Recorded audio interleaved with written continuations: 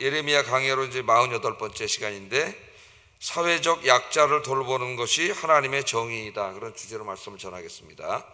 사회적 약자를 돌보는 것이 하나님의 정의이다. 우리 아이언교회는 대한예수교 장로교회, 그 중에서도 합동 측에 속해 있는 아주 복음적이고 보수적인 교회이지요, 우리 교회. 그래서 이제 이 복음적이고 보수적인 교회라고 하는 것이 자랑스러운 교회인데, 우리 이제 이 보수 교회에 약한 부분이 있습니다. 약한 부분이 뭐냐면 바로 사회정의예요. 사회정의. 이 보수 교회 혹은 복음주의 교회는 개인의 영혼 구원에 상당히 관심을 많이 갖고, 그래서 이제 전도에서 영혼을 구원하는 문제에는 뭐 그 어느 교단보다도 누구보다도 열심히 해왔습니다. 그런데 우리 사회에서 벌어지고 있는 이 불의한 일들 이나 또는 가난한 이웃들에 대한 이런 부분에 있어서는 조금 이렇게 개인 전도하는 것보다는 덜 관심을 가져왔던 것이 사실이에요. 그리고 특별히 사회윤리에 대해서는 거의 이렇게 관심을 갖지 않았습니다. 그래서 제가 신대원 다닐 때는 신대원 과목에 3년 동안 이 기독교 윤리라는 과목 자체가 아예 없었어요. 지금은 있는지 모르겠는데 그때는 아예 없었습니다. 이런 과목 다루지도 않았어요. 그런 것을 전공하는 그런 사람도 없었고, 이제 우리 복음주의 안에서도 이 문제가 계속 논쟁이 되어 왔습니다. 교회 책임은 과연 전도해서 한 영혼을 구원해서 천국에 가게 하는 것, 그것으로 다 하는 것이냐, 아니면 사회에 벌어지고 있는 다양한 문제들, 불의한 문제들, 정치적인 문제들에도 관심을 갖고 이런 사회를 개선하는 일에도 우리가 더 신경을 쓰고 발언도 하고 참여도 하고 사회적인 문제에 관심을 가져야 되느냐가 계속 논쟁이 되고 오다가 1974년도 좀 오래됐는데, 이제는 로잔, 스위스 로잔이라고 하는 곳에 이제 복음주의 신학자들하고 목사님들이 다 모여가지고 상당히 심도 있게 토론을 해서 결론을 내렸는데, 우리 이 복음주의 교회의 두 가지 책임, 하나는 영혼 구원, 중요한 책임이고 또 하나는 사회정의, 이 두 가지가 하나님이 우리에게 요구하시는 둘 다 중요한 책임이다. 그래서 복음주의 교회가 이제까지 소홀히 해왔던 이 사회 문제에 대해서 관심을 가져야 된다, 이렇게 결론을 내렸어요. 그 결론을 내린 게 복음주의, 자유주의 목사님들이 아닙니다. 자유주의 목사님들이 이제 사회 문제에 굉장히 많이 관심을 가지고 있고, 복음주의 교회 목사님들과 신학자들이 모여서 내린 결론이에요. 그래서 그 로잔 문서를 만들어서 발표를 해가지고 이 얇은 책으로 해서 서점에서 팝니다. 거기 읽어보면 이제 우리 기독교인이 가져야 될 이 사회적인 관심에 대해서 쭉 많이 이제 썼죠. 자, 오늘 이제 이런 좀 전제를 가지고 한번 좀 말씀을 보겠습니다. 이제까지 하나님께서 이 유다와 예루살렘의 죄악을 지적하실 때에 주로 이제 제일 많이 지적하신 게 개인의 신앙적인 문제예요. 우상숭배. 하나님을 떠나서 이방신들, 이교신들의 신전에 가가지고 복을 빌고 안전을 구하고 평화를 구하고 거기 가서 예배를 드리고 제사를 지내는 거죠, 이방신전에게. 이 문제가 이제 가장 심각한 문제로 다뤄졌고, 두 번째는 이제 개인적인 이 윤리랄까요? 개인의 도덕적 윤리 문제를 다루었습니다. 음행과 같은 것이나 한 개인적인 어떤 거짓말, 불의, 이런 문제들을 하나님이 많이 지적을 하셨어요. 주로 개인 차원에서 이제 많이 말씀을 하셨습니다. 회개하지 않으면 하나님의 심판이 있을 것이라고 말씀을 하셨는데, 오늘도 역시 하나님께서 이제 죄악을 회개할 것을 말씀하시는데, 오늘 하나님께서 하신 말씀은 개인적인 차원을 넘어선 사회적인 차원입니다. 사회적인 차원. 우리 이제 복음주의 교회에서 어려서부터 자란 분들은 역시 사회 문제에 대해서, 사회 정의에 대해서는 그렇게 교회가 큰 관심을 가져야 된다고 생각하지는 않아요. 대부분의 많은 분들이 이성적으로는 이제 설교를 몇 번 듣고 그래야 되는 거란 생각하지만 그렇게 피부에 와닿지는 않습니다. 그런데 성경을 읽어보면 전혀 그렇지 않아요.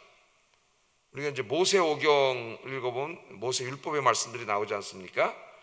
출애굽기에 보면은 언약법전이 나오죠. 우리가 다 공부했어요, 아침에. 언약법전이 뭔가 궁금하면 이제 출애굽기 홈페이지에 들어가셔서 언약법전 제가 강의한 내용들을 쭉 공부해 보시면 됩니다. 언약법전. 또 레위기를 읽다 보면은 성결법전이 나와요. 그 레위기도 쭉 제가 강의를 다 했으니까 읽어보시면 신명기를 읽어보면 신명기 법전이 나와요. 이제 이 세 가지 법전이 율법에 있는데 이걸 읽어보면은 하나님께서는 사회 정의에 대해서 굉장히 관심을 가지고 계시고 특별히 사회의 약자들, 가난하고 힘없는 사람들에 대해서 굉장히 하나님이 관심을 가지고 계심을 알 수 있습니다. 그런데 복음주의 교회에서 이 부분들을 상당히 이렇게 좀 관심을 안 도외시해 온 거죠. 우리가 이제 이걸 바로 잡아야 되는 것이 굉장히 중요합니다. 다고 뭐 사회 문제에 관심을 간다 그러니까 막 다 무슨 피켓 들고 나가서 데모하고 화염병 던지고 옛날처럼 그러라는 말이 아니라 이 사회에 하나님의 뜻과 하나님의 정의가 이루어지도록 하는 일에 당연히 관심을 가져야죠. 그래야 하나님 나라가 이루어지니까. 저는 본문을 좀 보겠습니다. 본문. 유다의 마지막 왕이 누구라 그랬어요? 시드기야라 그랬죠. 시드기야. 지난주부터 이제 시드기야 왕이 나옵니다. 이 시드기야 왕은 예레미야의 말을 듣지 않았어요. 하나님께서 예레미야 선지자를 통해서 계속 말씀하시는데 듣지 않았습니다. 앞으로도 시드기야 왕에 대한 얘기가 계속 나올 거예요. 예레미야서에 여호야김하고 둘이 이제 번갈아 가면서 계속 나올 겁니다. 자, 예레미야 계속 설교했잖아요. 회개하지 않으면 저 북방에서 하나님이 대적 바벨론을 일으켜가지고 여기 예루살렘을 심판할 것이라고 계속 얘기했는데 비웃고 듣지 않았어요. 근데 어느 날 진짜로 쳐들어오는, 회개하지 않잖아요. 말씀 듣지 않으니까 회개를 하지 않아요. 근데 어느 날 진짜 바벨론 군대가 쳐들어와서 성을 포위하는 일이 벌어지니까 다급해졌습니다. 도저히 이길 수가 없는 거예요. 제가 비유로 저 중국에 수십만 군대가 쳐들어온다면 우리가 이 혼자 힘으로 당해낼 수가 없는 거죠. 막 서해 바다로 막 군함이 들어오고 미는 항공기가 날라오고 막 우리가 어떻게 할 수가 없는 거 아니에요? 그것과 비슷한 상황이라고 보면 되겠습니다. 완전히 포위가 돼. 너무나 급하니까 이제까지 무시해오던 예레미야에게 사실을 사람들을 보냈죠. 생각나시죠? 지난주에 공부한 거. 사람들을 보내가지고 너의 하나님에게 기도를 좀 해라. 그러면 혹시 여호와 하나님이 이 성을 지켜줄지 모른다. 이렇게 이제 기도 부탁을 했습니다. 그랬더니 그 사람들이 오기 전날 이미 하나님께서 이 예레미야 찾아오셔서 할 말씀을 주셨어요. 하나님 대답은 도와주지 않겠다는 겁니다. 노예요. 노. 네 하나님께 기도 좀 부탁한다, 나라를 위해서. 그런데 하나님께서 부탁을 거절하셨습니다. 하나님이 이 부탁을 거절하신 이유는 시드기야가 회개하지 않았기 때문이에요.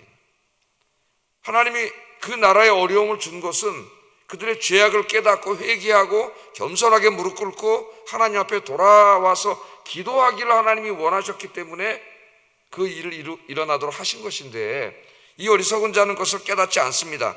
그리고 너무나 급해지니까 회개하려는 생각은 눈꼽만큼도 없고 하나님을 잘 섬기겠다고 하는 마음도 눈꼽만큼도 없고 어떻게든지 하나님을 좀 이용해가지고 이 지금 앞에 있는 위기를 모면해 보려고 하는 생각밖에 없어요. 그래서 지난주에 우리 신앙생활이 그렇게 되면 안 된다 그랬죠. 급할 때만 하나님 찾으려고 그러면 안 되고 우리가 평상시에 늘 하나님이 섬기고 예배드리고 기도하는 삶을 살아야 됩니다. 하나님 의지해야 됩니다. 제가 지난주에 그런 설교를 했습니다. 자, 그 하나님이 오늘 이제 지적하는 죄가 있어요. 21장에서도 지적을 했습니다만 22장에서는 또 지적을 합니다. 지난주에 제가 그 지적하는 그 죄에 대해서는 다루지는 않은 것 같아요. 자, 하나님이 다루는 오늘 지적하시는 죄가 뭐냐면 이제까지 다루었던 개인의 신앙과 개인의 윤리, 도덕의 문제를 넘어서서 오늘은 이스라엘 사회의 문제를 다룹니다. 이스라엘 사회. 그게 뭐냐면 시드기야 시대에 이 그 왕 자신을 포함해서 또 힘 있고 권력 있는 자들, 백성들 중에서도 또 뭐 다 이게 차이가 있을 거 아닙니까? 또 힘 있고 권력 있는 자들이 사회적 약자들을 착취하고 함부로 하고 무시하고 힘들게 했지요. 그러면 힘없는 사람들은 어떻게 해야 돼요? 사회 마지막 보루가 뭐예요? 재판관에게 호소하는 거죠. 억울한 일 당하고 뭐 땅을 뺏기고 집을 뺏기고 막 억울한 일을 당하면 법에 호소하는 수밖에 없습니다. 이 사법기관이라고 하는 것은 한 사회에 하나님의 정의를 실현하는 마지막 최후의 보루라고 할 수가 있겠어요. 여기에.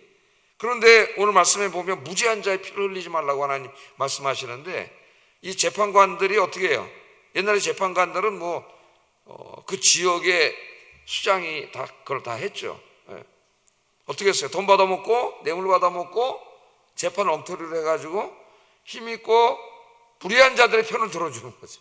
억울한 사람들이 호소할 데가 없어. 호소할 때. 예?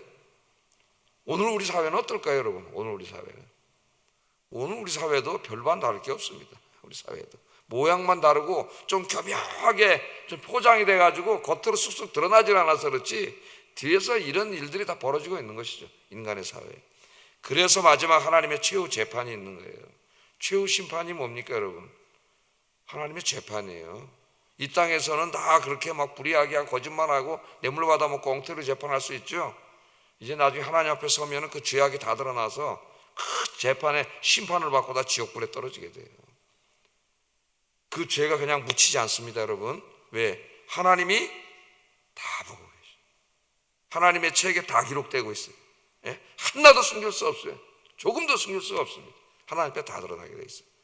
그래서 이 세상을 생각하면 답답하고 막 그러다가도 하나님이 계시다는 생각을 하면은 아유 위로가 하나님이 계시니까 언젠간 저 나쁜 놈들을 하나님께서 다 심판하시겠지. 그런 생각을 갖죠. 자, 이렇게 되니까 힘없는 사람들이 재산도 뺏기고 억울한 일을 당하고 또 가난하고 힘없는 사람 무시당하고 이렇게 됨으로써 이 하나님의 거룩한 도성인 예루살렘이 사악하고 무도한 자들이 판을 치는 불의한 사회가 되어버리고 말았습니다. 시드기야에게 예레미야를 통해서 말씀하시는데도 깨닫지를 못해요. 이자도 불의한 자이기 때문에. 왕이면 당연히 하나님이 왜 왕을 세워놨어요? 하나님의 정의를 시행하고 가난하고 힘없는 자들을 돌보라고 하나님이 세워놓으신 거예요. 국가의 가장 중요한 기능입니다. 정권을 잡았을 때 정권의 가장 중요한 기능 하나님 주신 게 뭐냐면은 그 사회 정의를 실현하고 그 사회적 약자들을 돌보는 사회적 안전망을 구축하는 것이 정권의 가장 중요한 일이에요. 그게 무슨 대통령이든 그 밑에 장차관이든 기관장이든 아니면 뭐 지방자치단체장이든 국회의원이든 마찬가지입니다. 지금 우리나라는 당파가 나뉘어져 가지고 당파 싸움밖에 하지 않아요. 거기에 또 국민들이 반으로 나뉘어 가지고 부안해동해서 이 참 어떨 때 보면은 이 수준이 진짜 이 세계에서 진짜 이렇게 한심한 수준인가 우리나라 국민이 이런 생각이 들어요. 이번 선거도 보면서 참으로 안타깝죠. 눈물이 납니다, 우리 사회가. 자, 오늘 본문을 통해서 하나님께서는 사회 정의와 힘없고 가난한 사람들을 돌보는 일에 지대한 하나님이 관심을 가지고 계시다는 것을 우리에게 보여줍니다. 하나님의 정의는 힘없고 가난한 사회적 약자들을 돌보고 그들이 살아갈 수 있도록 사회적 안전망을 구축하고 힘 있는 자들이 마음대로 불의를 행하지 못하도록 막는 거예요. 그래서 하나님이 왕을 세우고 정권을 세우고 정부를 세우는 겁니다. 그러니까 이 일이 하나님이 이렇게 지대한 관심을 가지고 계신다면은 마땅히 하나님을 믿는 하나님의 자녀들도 이 일에 지대한 관심을 가지고 있어야 되는 것이죠. 예? 자, 오늘 시드기야 깨닫지 못하니까 하나님이 예레미야를 직접 보냈어요. 네가 직접 왕궁에 찾아가서 왕한테 얘기해라. 그렇게 얘기했습니다. 1, 2절 한번 읽어보겠습니다. 시작.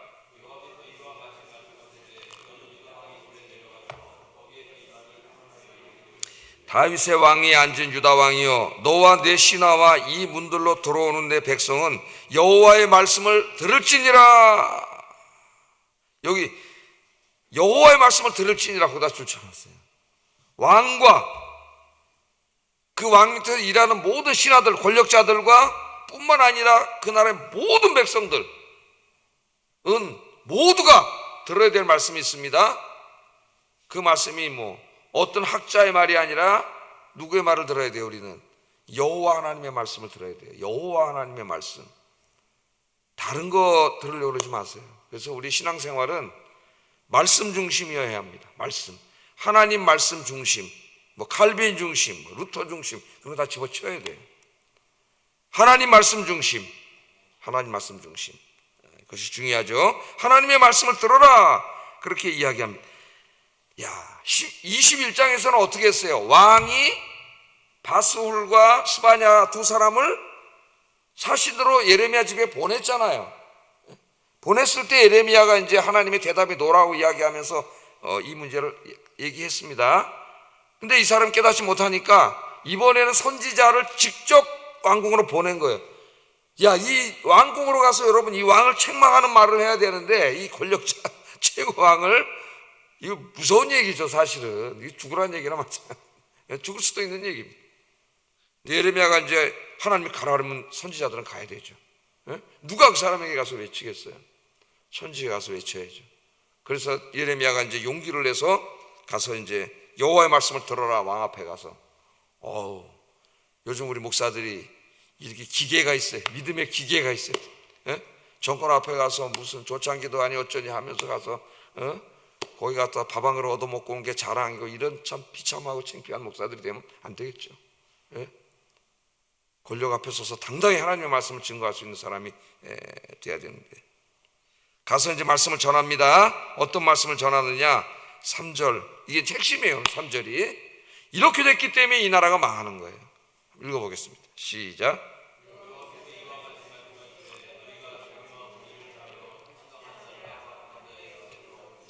이방인과 고아와 과부를 압제하거나 학대하지 말며 이곳에서 무지한 피를 흘리지 말라. 세 가지 범주로 하나님 딱 말씀하셨어요. 근데 이게 이제 율법서, 아까 제가 말씀드렸던 출애굽기에 나오는 언약법전이라든가 레위기의 성결법전이라든가 신명기에 나오는 신명기법전을 읽으면 상세하게 나오고 또 사례들도 많이 나옵니다. 우리가 다 공부를 했으니까 다시 한번 홈페이지에서 성경 읽으면서 한번 여러분 공부해 보세요. 상당히 다양한 것들을 하나님 많이 말씀하시는데, 오늘 하나님 세 가지 범주로 딱 나눠서 지적을 하셨어요. 첫째는 탈취당한 자를 압박자의 손에서 건져라.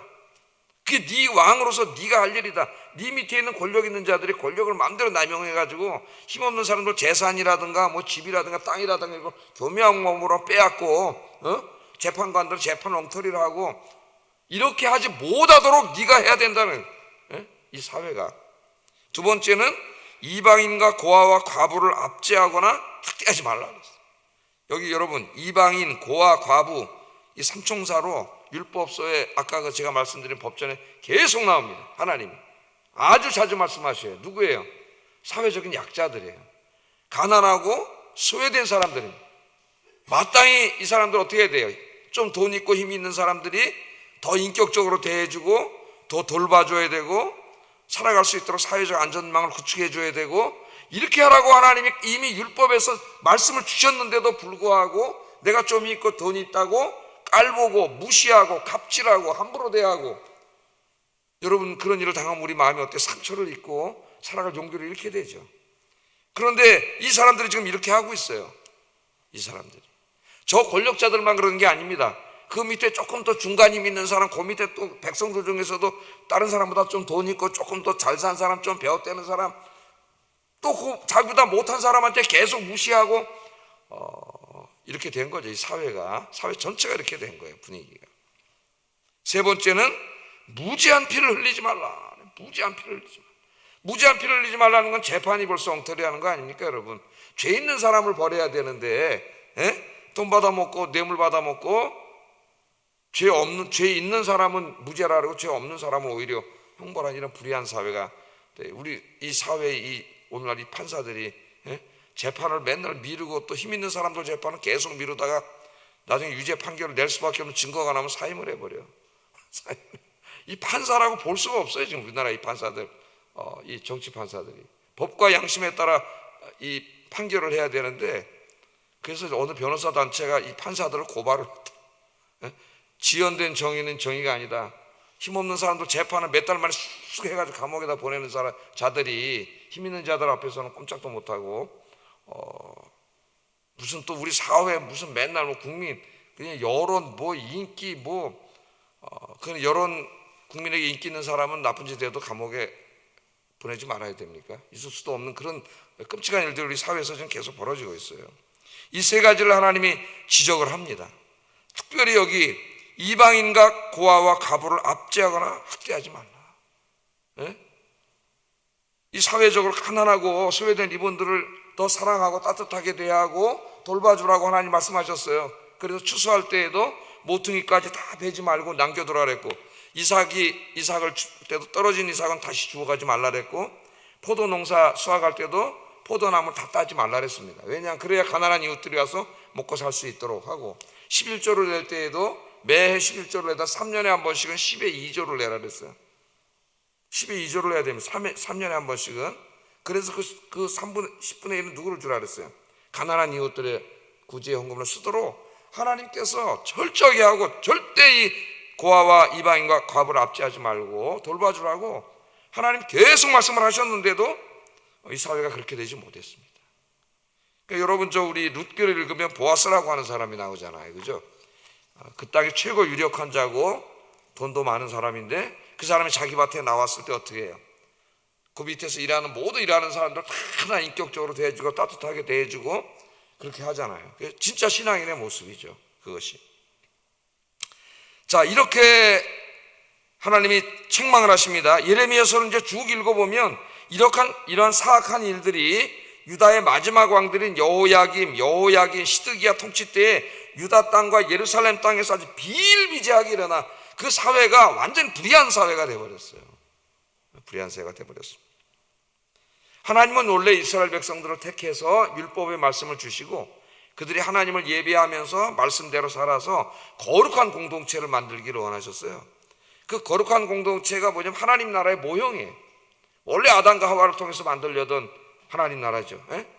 그래서 열방에 빛이 돼가지고 모든 그 불의한 사회의 이방 나라들이 이스라엘을 보고 본받게 해서 거룩한 하나님의 나라가 확장되도록 하나님이 그렇게 계획을 세우셨는데, 이 굉장히 중요한 사명을 맡은 이스라엘 백성들이 역시 탐욕에 빠져가지고 조금 더 자기 돈 좀 더 벌고 소득을 더 올리려고 이 온갖 악행을 행함으로 열방이 빛이 된 게 아니라 이스라엘 사회 자체가 어둠이 됐어요. 깜깜한 어둠이 되었고 하나님의 나라가 된 게 아니라 지옥을 만들어 버렸어요. 지옥. 하나님의 계획을 아담과 하와가 무산시킨 것처럼 이스라엘 백성들이 그렇게 하고 있는 겁니다, 지금. 그러니까 이 사회는 이제 하나님의 심판을 받을 수밖에 없어요. 이 사회가 이렇게 되면 이것이 오늘날 국가에도 그대로 적용이 됩니다. 우리 기독교인들이 말씀을 가슴에 깊이 새겨야 돼요. 자, 근데 하나님이 마지막으로 기회를 주십니다. 두 기회를 주셔요. 첫째는 네가 이 말을 듣고 깨닫고 이 말씀을 실천을 하면은 살 길이 열릴 것이고, 이 말을 듣고도 계속 그렇게 하면은 이제 진짜로 마지막으로 이제 하나님 심판이 임할 것이라 얘기합니다. 4절 한번, 이 하나님의 정의의 법대로 순종해 살 경우 하나님 어떻게 하시겠다 그랬나 한번 읽어보겠습니다. 시작.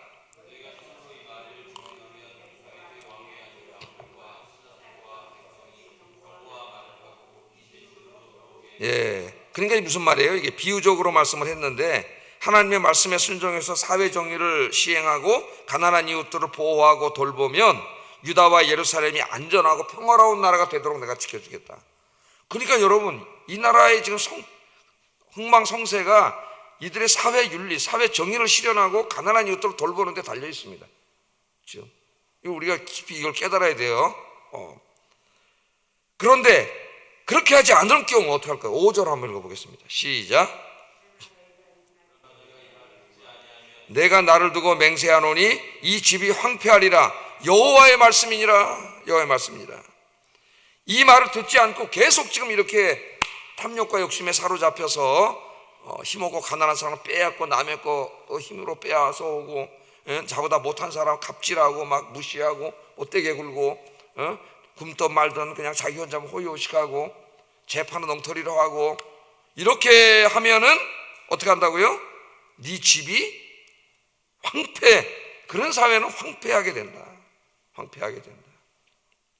그 6절 7절에 보면 더 확대해서 말씀하십니다. 여호와께서 유다 왕의 집에 대하여 이와 같이 말씀하시니라.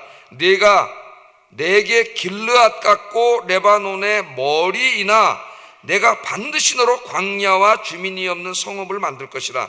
내가 너를 파멸할 자를 준비하리니 그들이 각기 손에 무기를 가지고 내 아름다운 백향목을 찍어 불에 던지리라. 여기에 길르앗과 레바논, 너는 나에게 길르앗과 레바논 같다 그랬는데, 길르앗과 레바논에는 매우 아름다운 풍경이 있는 곳이고 울창한 숲지대를 이루고 있는 아름다운 곳입니다. 특별히 그 예루살렘의 왕궁은 백향목 숲속에서 가져온 아주 양질의 목재, 비싼 목재로 만든 것이죠. 그러니까 하나님의 말씀에 순종하지 않고 계속해서 악을 행할 경우에는 이 화려하고 아름다운 왕궁이 사람이 살 수 없는 광야처럼 내가 만들어 버리겠다는 거예요. 그리고 바벨론 군대가 와서 그 비싼 백향목 나무에 불을 질러 가지고 다 불태워서 없애버릴 거라는 거예요. 하나님이 누가 하신 말씀이에요? 하나님이 하신 말씀이라는 걸 우리가 알아야 돼요. 하나님이 하신 말씀이에요. 그리고 결국은 어떻게 되느냐? 다 망해가지고 주변 민족들에게 조롱받는 상태가 될 거다. 8절 9절 한번 읽어보겠습니다. 시작.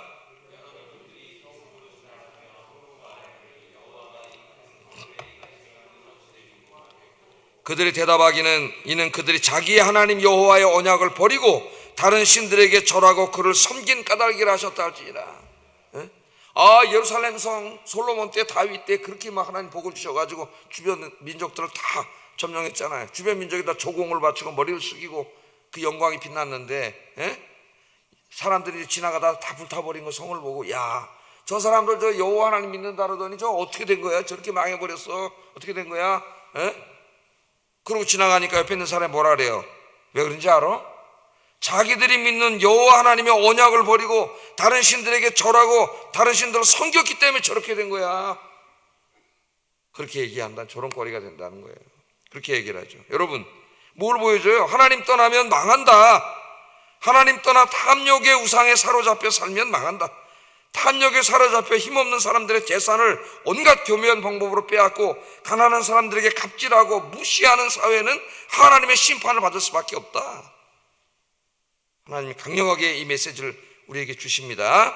우리는 이제 중요한 책임이 있어요. 이 아침에 말씀을 들으면서 우리 사회가 이런 사회가 되지 않고 하나님이 기뻐하시는 정의로운 사회, 가난한 이웃들을 돌보는 사회가 되기 위해서 우리 그리스도인들이 힘써야 되는데, 그래서 첫째 우리가 뭘 해야 되느냐? 위정자들, 이 위정자들은 뭐 대통령을 비롯해서 강요들, 지방자치단체장, 특히 우리나라에서 힘이 제일 센 국회의원들, 국회의원들 힘이 제일 센 것 같아요. 보니까 국회는 대통령 탄핵권이 있어도 대통령 국회 해산권이 없어요. 우리나라 원래는 둘 다 있어야 되는데 한쪽밖에 없어요. 자, 이 사람들이 사회 정의를 행하고 재판관들이 정의로운 판결을 하며 정책 기반자들이 가난하고 힘없는 사람들을 위한 이런 복지 정책을 잘 펼 수 있도록 관심을 갖고 기도해야 된다는 게 첫째. 관심을 안 갖지 않아요. 하나님 이렇게 강조하시는데도 한 사회 존폐가 여기 걸려 있는데 관심을 갖고 기도해 주세요. 이제부터. 중요합니다. 기도를 해야 돼요. 바울도 기도하라 그랬죠? 왕과 관료들을 위해서 기도하라 그랬어요. 그래야 너희가 평안한 가운데 하나님을 예배하고 선교할 수 있다 그랬습니다. 자, 두 번째 우리가 힘써야 될 게 뭐냐면 국가의 책임을 맡은 정부나 국회의원들이 사회 정의를 행하고 있는지, 가난한 분들을 위한 정의를 시행하고 있는지 감시하고 점검하고 투표로 심판해야 됩니다. 우리 사회 아직 너무 미개해요. 이런 부분이 지금 이런 거 전혀 하지 않아요. 그냥 무슨 고향이 어디고 학교 어디 나오고 뭐 맨날 자기하고 무슨 관계가 있고, 이거 외에는 이제 너무 한심하죠. 지금 우리나라 국민들의 생각을 보면. 우리 그리스도인들의 책임이 있어요. 이 정부와 이 국회와 이런 사람들이 정말 사회 정의를 시행하고 있는지, 이 하나님 말씀하신 이런 복지 정책을 하고 있는지를 감시하고 점검해야 됩니다. 그래서 이 기독교 시민단체 운동이라든가 이런 운동 굉장히 중요한데 우리나라 시민단체 역시 정치 편향적이에요. 다 말이 시민단체지 우리나라에 시민단체가 어디 있어요? 다 이름만 걸어놓고 정치 편향적인 사람들 정치 그거. 진짜 기독교인들의 시민단체가 있어야 되는데 우리나라에 기윤실이라고 기독교 윤리실천협회 이런 게 있어서 한동안 조금 했었는데 거의 영향을 미치지 못하고 있습니다. 사회에 좀 미미한 그런 게 있죠. 그럼 우리가 정신 차려서 그렇게 해야 되는데 이번에 보니까 어느 지역에서는 진짜 여성을 폄하하고 온갖 부끄러운 추태를 행한 사람이 뽑혔더라고. 그게 언론에 계속 나오는데도 와, 진짜 앞날이 깜깜하더라. 우리 사회 앞날이 정말 이거 깜깜하거나 그 지역 뭐 다 알겠지만 어떤 사람들이 사는지 깜깜하더라. 세 번째, 그리스도인으로서 나 자신이 먼저 하나님의 정의를 행하고 가난하고 소외된 이웃들을 보호하고 돌보는 일에 관심을 갖고 힘써야 합니다. 제가 세 가지만 한번 이렇게 정해봤어요. 그래서 이 시간에 기도하겠습니다. 두 가지를 기도하는데 우리 사회가 정의로운 사회, 가난하고 힘없는 사람들의 권익을 존중하고 그분들을 사랑으로 돌보는 사회가 되게 하소서 기도해야 되겠고요. 그리스도인으로서 나 자신이 사회 정의와 가난하고 소외된 이웃을 돌보고 보호하는 일에 관심을 갖고 힘쓰게 하소서. 기도하게 하소서. 기도하겠습니다.